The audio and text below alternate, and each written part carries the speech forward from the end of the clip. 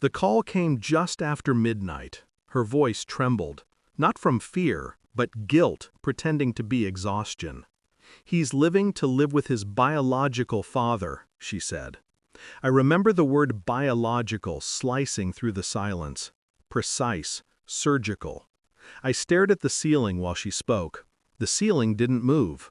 Neither did I. I'd paid for everything: his tuition, his car, his future. Every line on the check signed with my name, my blood, my effort. I said nothing. Silence is an old friend. It tells more truth than words ever will. When she hung up, the house felt smaller. The walls were listening, the shadows patient. Something inside me shifted, quiet and irreversible. She thought she'd won some moral freedom, untethered herself from obligation. But I knew better. Freedom has a price, and debts, especially emotional ones, always come due. It started months ago. Subtle things. The way she'd look at her phone when she thought I wasn't watching. The late meetings. The new perfume. And then the boy. My boy. 17 years of calling me dad. I thought his silence was teenage distance. Now I knew it was genetic. The phrase replayed in my mind like a broken recording. His biological father. It meant she'd been lying since the beginning. Not one betrayal, a 17-year performance.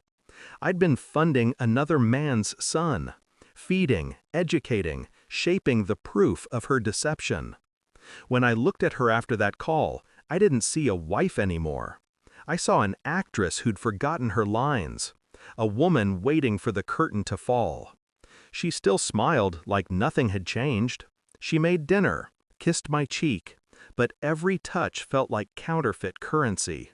I smiled back, because I needed time. You can't reclaim 17 years, but you can make someone feel every one of them. I started small, a DNA test, quietly arranged, mailed under his name, results redirected to me.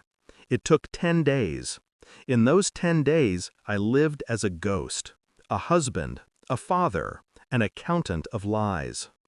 At dinner, I asked about his college applications. He said the dean had called about some financial paperwork. I nodded, took another bite, memorized his tone.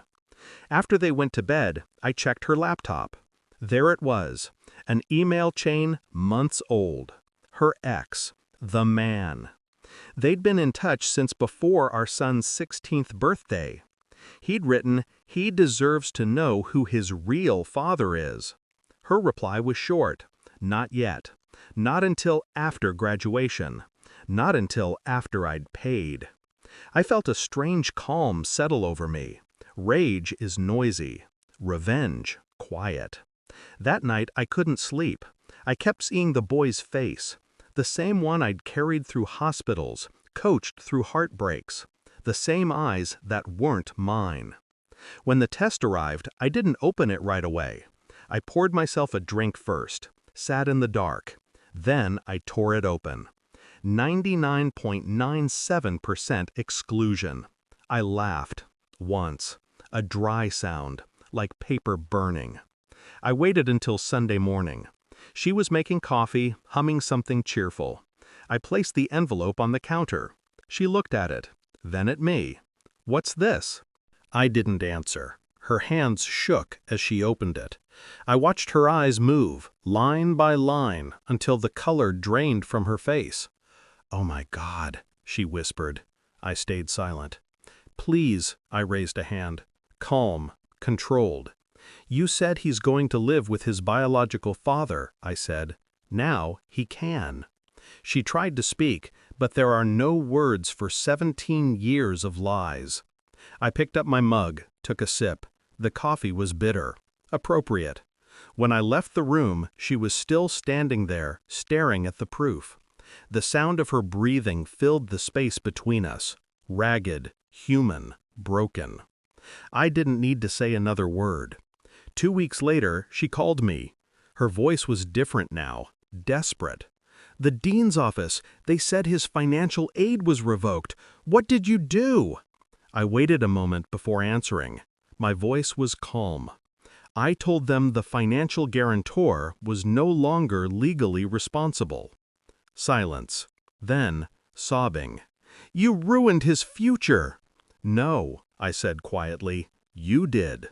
I ended the call. That night, I sent an anonymous donation to the university. Not for him, for someone else, a scholarship in my name, to remind the world that I still give, just not to those who take. She tried calling again, dozens of times. I didn't answer. Eventually, she stopped. It's strange, the quiet after a storm. You expect peace, you find emptiness. I walk through the house now, untouched since she left. The walls no longer listen. They simply exist, like me. I don't hate her. Hatred implies attachment. What I feel is colder, detachment born from clarity. 17 years taught me what love isn't. It isn't trust without proof. It isn't giving without boundaries. I learned too late, but I learned. As for the boy, her boy, he'll learn too. Truth has a way of finding its mark, even when spoken in silence. I poured everything into that family. Money, faith, time, and in the end, I paid for the truth. Every cent was worth it. Final line. Some debts can't be repaid in money, only in silence.